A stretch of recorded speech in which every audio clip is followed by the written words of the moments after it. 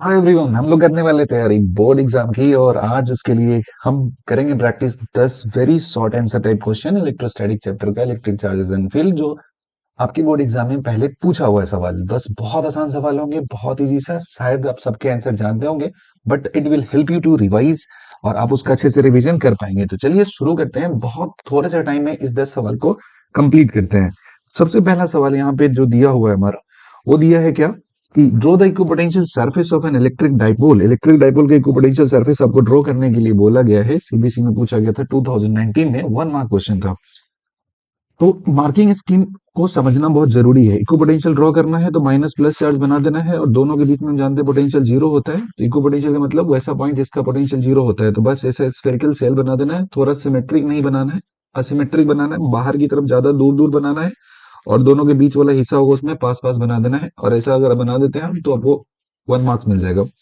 जो सीबीएसई का था उसमें था कि इक्व पोटेंशियल प्लेन अगर भी आप ड्रॉ कर देते हैं तो आपको 1 मार्क्स मिल जाता। तो ये है equipotential surface due to electric dipole. तो इसे आपको याद रखना है, बस एक माइनस साइन इधर बनाना है, प्लस इधर बना देना है और इस पर प्लॉट करना है इस तरीके से कि बाहर वाले हिस्से में दूर दूर बने और इधर पास वाले में थोड़ा नजदीक नजदीक ये बनता चला जाए। तो उस केस में ये क्या बन जाएगा, equipotential surface due to a dipole आपका यहाँ पे हो जाएगा।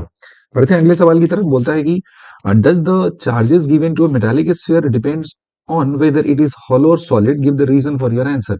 सबसे पहला बात होता है कि नहीं, बिकॉज जो मेटालिक स्फीयर है, मेटल है, वो कंडक्टर होता है, किसी पे भी चार्ज दोगे तो उसके आउटर सरफेस पे चला जाएगा। तो ये 1 मार्क का क्वेश्चन दो पार्ट में डिवाइडेड था, उसमें पहला लिखना था आंसर नो, सेकंड पार्ट में मेंशन करना था reason, because the charges resides only on the outer surface of the conductor. अगर इसमें आधा लिखते सिर्फ तो आपको आधे नंबर मिलता है। ये मार्किंग स्कीम को समझना बहुत जरूरी है।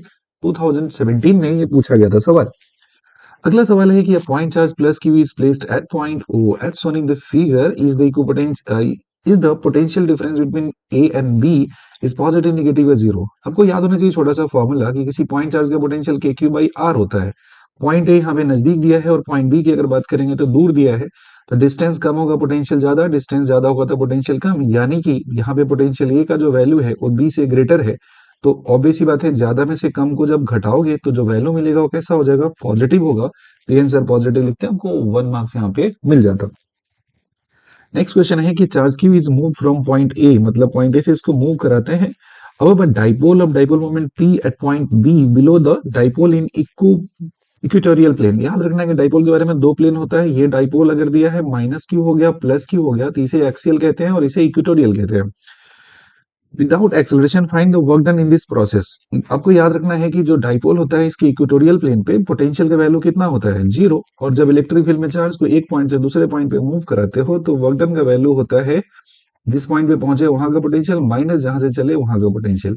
अभी दोनों जगह का पोटेंशियल जीरो, तो वर्क डन की वैल्यू कितनी हो जाएगी, जीरो हो जाएगी। तो सिंपली लिखना था जीरो, आपको 1 मार्क्स यहाँ पे मिल जाता है। एक्सप्रेशन से इसको दिखा देना था। अगले सवाल की तरफ बढ़ते हैं। ये कहता है कि अ plastic rod and a glass rod are rubbed with a fur and silk respectively. What happen if they are brought close to each other? They will attract each other. ये हुआ पहला, मतलब इसका जो आंसर हुआ अट्रैक्ट करेगा। इसका explanation क्या है, याद रखना, ये बहुत इंपॉर्टेंट सा है, थ्योरेटिकल पॉइंट है, इसमें बहुत कंफ्यूजन होता है। प्लास्टिक रॉड को रब करते हो फर के साथ तो प्लास्टिक रॉड बिकम जाता है निगेटिवली चार्ज, और ग्लास रॉड को जब रब करते हो सिल्क के साथ तो वो हो जाता है निगेटिवली चार्ज। अब हम जानते हैं कि जो अपोजिट चार्ज होते हैं अट्रैक्ट करते हैं, तो इसलिए इन दोनों को जब नजदीक लाएंगे तो इस दोनों के बीच में क्या होगा, अट्रैक्शन होगा। अगला सवाल है छठा number, what is the name of electrical force acting between the two charges at rest. इसे बोलते हैं इलेक्ट्रोस्टैटिक फोर्स। चार्ज रेस्ट में तो इलेक्ट्रोस्टैटिक हो गया, मोशन हो गया तो कहानी बदल जाएगा। तो रेस्ट में इलेक्ट्रोस्टैटिक फोर्स लगता है, मेंशन करना था। कुलम फोर्स एक्ट करता है दो चार्जेस के बीच में जब वो रेस्ट में हो। कुलम फोर्स को का ही नाम होता है इलेक्ट्रोस्टैटिक फोर्स होता है, क्योंकि ये फोर्स लग रहा है दो स्टैटिक चार्ज के बीच में, क्योंकि चार्जेस आपका कैसे हैं, रेस्ट में दिए हुए हैं। तो ये फोर्स कैसा है, हमारा इलेक्ट्रोस्टैटिक फोर्स दिया हुआ है यहाँ पे। 7 नंबर क्वेश्चन है, name the law which states force is directly proportional to the product of charges and inversely proportional to the square of distance between them, separation between them. Simple से लिखना है Coulomb's law, आपको 1 marks यहाँ पे मिल जाएगा। Okay, छोटी छोटी बातें, एकदम बहुत बेसिक बेसिक बातें हैं जिसे हम लोग कर रहे हैं। 1 मार्क क्वेश्चन में बेसिक बात नहीं आता है। नेक्स्ट है, do electrostatic field lines form close loop for a point charge. ये इलेक्ट्रिक फील्ड लाइंस का प्रॉपर्टीज होता है। इलेक्ट्रिक फील्ड लाइंस कभी भी क्लोज लाइन नहीं फॉर्म करता है, पॉजिटिव चार्ज से स्टार्ट होता है, नेगेटिव पे खत्म होता है। तो ये इसका आंसर हो जाएगा no. Electrostatic field lines form forms closed loop for the point electrostatic field lines form closed loop for point charges। नहीं, ये पॉइंट नहीं है, ये गलत है। तो आपको याद रखना है कि इलेक्ट्रोस्टैटिक फील्ड लाइंस होता है कभी भी क्लोज लूप फॉर्मेशन नहीं करता है, कभी भी नहीं करता है। पॉजिटिव चार्ज होगा वहां से निकलेगा और नेगेटिव चार्ज होगा वहां पे क्या होता है, टर्मिनेट होता है। नेक्स्ट है क्वेश्चन 9 है, if E1 E2 with the electric field strength of a short dipole on its axial line and on its equatorial line respectively, then what is the relation between E1 and E2? आपको याद रखना है कि कोई भी dipole अगर दिया होता है, अगर इसका चार्ज माइनस क्यू दिया है और इसका चार्ज प्लस क्यू है, तो ये होता है इक्वेटोरियल पोजीशन और इसका वैल्यू होता है 2kp/r क्यू होता है। वहीं पे आप यहाँ चले जाओगे तो ये कैसा है, इक्वेटोरियल पोजीशन दिया है और इसका वैल्यू होता है kp/r क्यू होता है। एक्सियल का जो फील्ड होता है इक्वेटोरियल का कितना होता है, डबल होता है। तो E1 कहाँ पे दिया हुआ है, E1 का जो वैल्यू दिया है वो एक्सियल दिया हुआ है और वहीं पे E2 दिया है इक्वेटोरियल, यानी कि E1 बराबर 2E2। ये लिखते ही आपको मिल जाते पूरे 1 मार्क्स। ओके, सो अब बढ़ते हैं आज के आखिरी सवाल यानी कि 10वें नंबर सवाल पे बढ़ते हैं। ये क्वेश्चन क्या कहता है, दो पार्ट में डिवाइड करना है इस सवाल को कि 2 point charges Q1 and Q2 are placed at a distance d apart as shown in the figure. The electric field intensity is 0 at point P on the line joining them as shown in the figure. Write two conclusion that you can draw from this. क्या पूछा, ये नहीं आप क्या सोचते हो वो पूछा गया है। पहला है कि 2 point charges Q1 Q2 should be of opposite nature।